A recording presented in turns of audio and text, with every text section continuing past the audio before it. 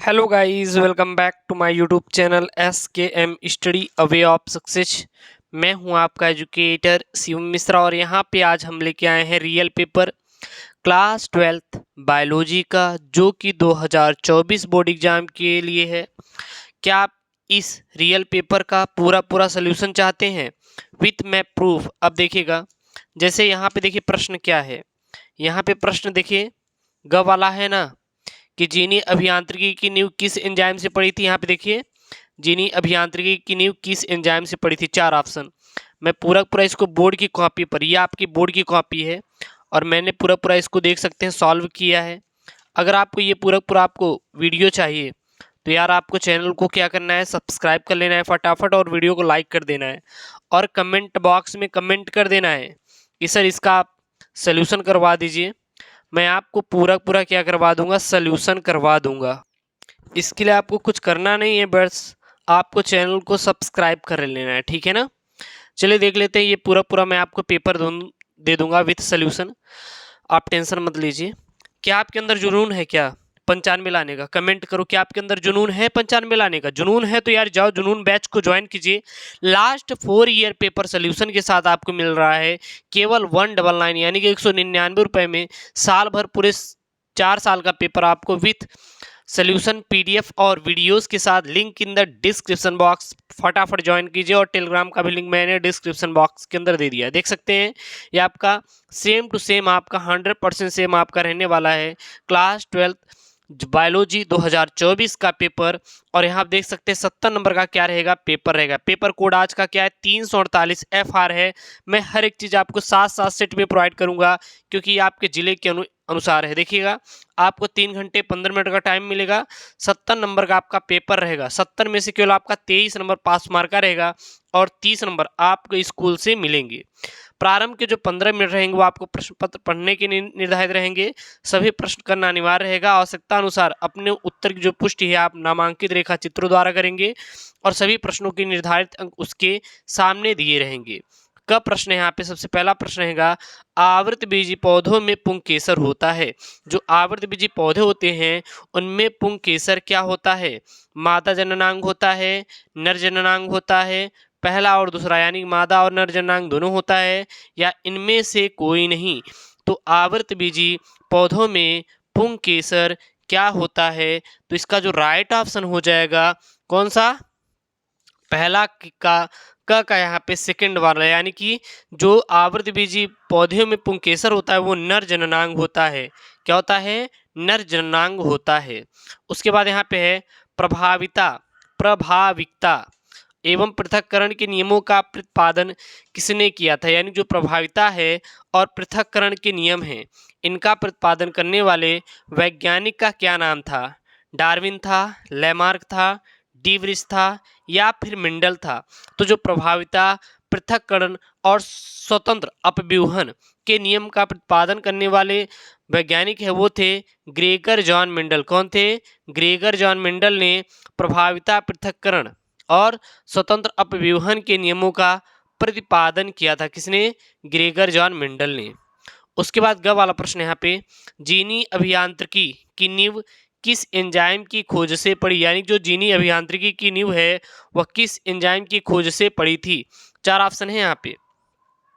पहला ऑप्शन है प्रतिबंधन एंडोन्यूक्लियस, दूसरा है DNA लाइगेज, तीसरा है DNA गायरेज और चौथा यहाँ पे DNA पॉलीमरेज।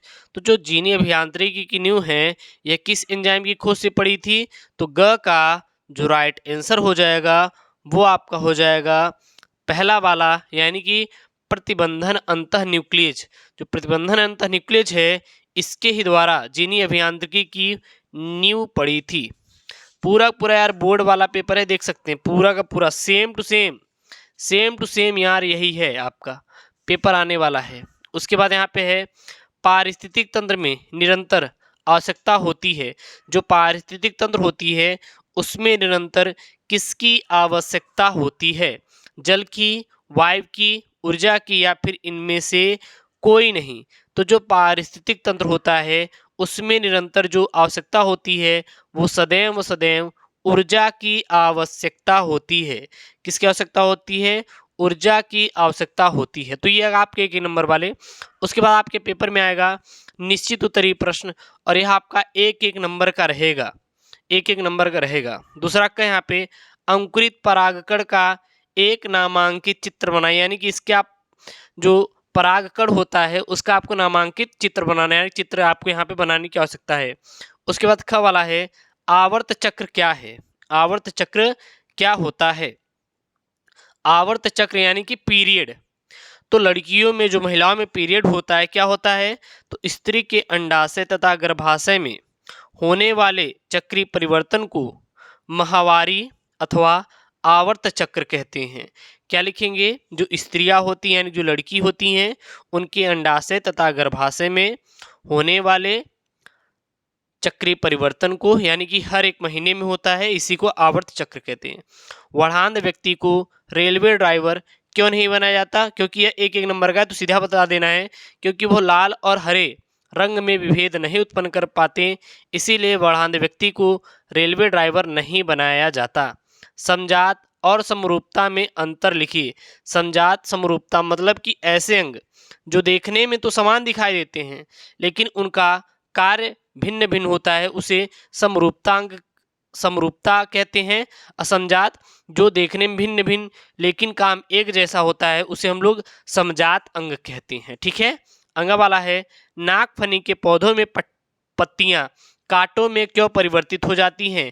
क्योंकि वो अपना वातपोत्सर्जन की क्रिया, जो वातपोत्सर्जन की क्रिया होती है, वो रोकने के लिए नागफनी के पौधों में पत्तियां कांटों में परिवर्तित हो जाती हैं। उसके बाद आपके पेपर में आएगा लघु उत्तरीय प्रश्न। लघु उत्तरीय प्रश्न देखिए यहाँ पे तीसरा का क है ग्रीन हाउस प्रभाव क्या होता है?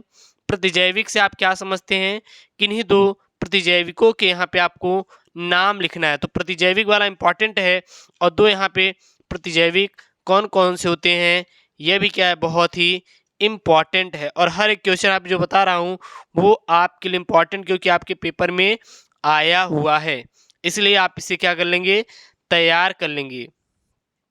ठीक है ना। उसके बाद यहाँ पे प्रश्न है संलग्नता एवं विनिमय में अंतर लिखिए कि संलग्नता और विनिमय क्या होता है। संलग्नता क्या होती है? समजात गुणसूत्र में एक ही प्रकार के जीन्स की उपस्थिति को संलग्न जीन कहते हैं, एवं इस गुण को क्या कहते हैं? संलग्नता कहा जाता है। ठीक है। और विनिमय क्या होता है? विनिमय मतलब समजात गुणसूत्र के क्रोमैटिड्स के मध्य अनुमांशिक पदार्थों की अदला बदली विनिमय कहलाता है। बस यही लिखना है। उसके बाद यहाँ पे है डीएनए फिंगरप्रिंटिंग क्या है, और इसके उपयोग आपको लिखना है पेपर में। भाई साहब बहुत इंपॉर्टेंट वाला है ये आपका, इसीलिए मैं बोल रहा हूँ रियल पेपर तैयार कर लेना। तो डीएनए फिंगरप्रिंटिंग का मतलब होता है जो किसी व्यक्ति की पहचान उसके पैतृक संबंधों एवं उसके व्यक्तित्व के लिए की जाती है, उसे हम लोग डीएनए फिंगरप्रिंटिंग कहते हैं। जैसे बलात्कार और अन्य केसेस में डीएनए फिंगरप्रिंटिंग का उपयोग किया जाता है, ताकि व्यक्ति की पहचान किया जा सके और उससे उसकी सजा दी जा सके। उसके बाद है यहाँ पे ऑक्सीकरण ताल क्या है, इसके महत्व को बताइए। अच्छा, फिर डीएनए फिंगरप्रिंटिंग के उपयोग क्या क्या पता है ना? पहला, न्यायालयीय जांच जैसे हत्या, बलात्कार आदि में सहायक है। दूसरा, पैतृक संबंध का पता लगाने में सहायक है। तीसरा, विलुप्त होने वाले जंतु के संरक्षण में यह हेल्प करता है। कौन? DNA finger printing. क्लियर है ना। ऑक्सीकरण ताल क्या है, इसके महत्व को बताइए। तो ऑक्सीकरण ताल का मतलब होता है लैगून। लैगून मतलब कि जो तालाब होते हैं, स्थिरीकरण तालाब होते हैं, उनसे हम लोग क्या कहते हैं, लैगून कहते हैं। यानी कि ये बड़े उथले तालाब होते हैं जो सूर्य के प्रकाश, बैक्टीरिया और शैवाल संपर्क में आकर डिजाइन किए जाते हैं, तो वही होता तालाब। गांव में तालाब देखे ना। उसके बाद लघु उत्तरीय प्रश्न आएगा आपका 2-2 नंबर का। जैसे सहभोजिता तथा सहोपकारिता का वर्णन कीजिए। वैक्सीन क्या है, किन्हीं 2 वैक्सीनों के नाम और उनसे होने वाले लाभ लिखिए। जैव उर्वरक से आप क्या समझते हैं, इनके स्रोत एवं लाभ का वर्णन कीजिए। ड्रग क्या है, ड्रग्स मतलब जानते हैं ना, और इसमें तथा चरस कहाँ से प्राप्त होते हैं। ड्रग्स का मतलब होता है जब आपको किसी चीज़ की लत लग जाती है तो उसे हम लोग क्या कहते हैं, ड्रग्स कहते हैं। उसके बाद यहाँ पे देखिए ये सब आपके लघु उत्तरीय प्रश्न हैं, टाइप 1 टाइप 2 वाले, सब 3-3 नंबर वाले हैं ये सब। प्रतिरक्षा क्या है, उपार्जित प्रतिरक्षा की क्रियाविधि स्पष्ट कीजिए। पर परागण क्या होता है, इसके लाभ तथा हानि। पर परागण मतलब कि जो परागकण किसी माध्यम के द्वारा दूसरे पौधे के वर्तिकाग्र तक पहुंचते हैं उसे हम लोग क्या कहते हैं, पर परागण कहते हैं। औद्योगिक उत्पादों में सूक्ष्म जीवों के महत्व का उदाहरण सहित आप स्पष्ट कीजिए। कृषि में जैव प्रौद्योगिकी के उपयोग का आपको वर्णन करना है। उसके बाद छठा वाला प्रश्न यहाँ पे, आवृतबीजी अंडाणु का क्या बनाइए, आप नामांकित चित्र बनाइए। जेनेटिक कोड क्या होता है, पशु प्रजनन के महत्व पर टिप्पणी करिए। और बीटी यानी कि बीटी से आप क्या समझते हैं, बैसिलस थुरियनजेंसिस से आप क्या समझते हैं, और बीटी कपास का उदाहरण दीजिए, उसका मतलब ये होता है। फिर यहाँ पे द्विउत्तरीय प्रश्न आएंगे आपके 5-5 नंबर वाले, बहुत ही इंपॉर्टेंट वाले हैं। मैंने इसको बताया भी है, और जो भी बच्चे हैं उसको मैं टॉपिक आपका पूरा सॉल्व करवा दूंगा। मैं आपसे प्रॉमिस किया हूँ ना, इसको मैं सॉल्व करवा दूंगा। और आपको PYQ पूरा फुल सोल्यूशन चाहिए तो जाओ यार, link in the description box. किसको ज्वाइन करेंगे, जुनून बैच को। 199 रुपये में आपको सारा 4 ईयर सॉल्व पेपर पूरा मिलेगा आपको वीडियो सहित, ठीक है ना। लेकिन उसकी एस्टिमेटेड डेट है जनवरी तक कंप्लीट सिलेबस करवा देंगे। लिंग निर्धारण से आप क्या समझते हैं, मनुष्यों में लिंग निर्धारण की रेखा चित्र के माध्यम से स्पष्ट कीजिए, 4 नंबर का है। अथवा मान लीजिए नहीं आ रहा है तो आप ये सवाल कर सकते हैं, क्रिस क्रॉस वंशागति से आप क्या समझते हैं, दुर्बल एक्स संलग्न लक्षणों के दो उदाहरण बताइए, और किसी एक के वंशागति का रेखा चित्र द्वारा आपको क्या करना है, स्पष्ट करना है। लास्ट वाला यहाँ पे प्रश्न है, देख सकते हैं आपके वायरल पेपर का, क्या है यहाँ पे रियल पेपर का, एक तालाब का पारिस्थितिक तंत्र का चित्र बनाइए, इसमें पाए जाने वाले जैविक एवं अजैविक घटकों का वर्णन कीजिए। अथवा में आप ये लिख सकते हैं कि अम्ल वर्षा क्या होती है, औद्योगिक संस्थानों में प्रयुक्त होने वाले ईंधनों द्वारा उत्पन्न पदार्थों से वायुमंडलों में प्रदूषण से होने वाले हानियाँ और बचाए आप लिखिए, यानी जो बचाव के उपाय हो आपको लिखना रहेगा। तो ये देख सकते हैं आपका पेपर कोड क्या है, 348 FR आप तैयार कर लीजिए यार, 70 नंबर चाहिए तो यार जाओ फोड़ कराओ, कुछ भी हो जाए। और ऐसे वीडियो चाहिए तो यार चैनल को सब्सक्राइब करो, वीडियो को लाइक करो। मिलते हैं नेक्स्ट वीडियो में। दोस्तों थैंक यू, जय हिंद, और आप अपना ख्याल रखिएगा।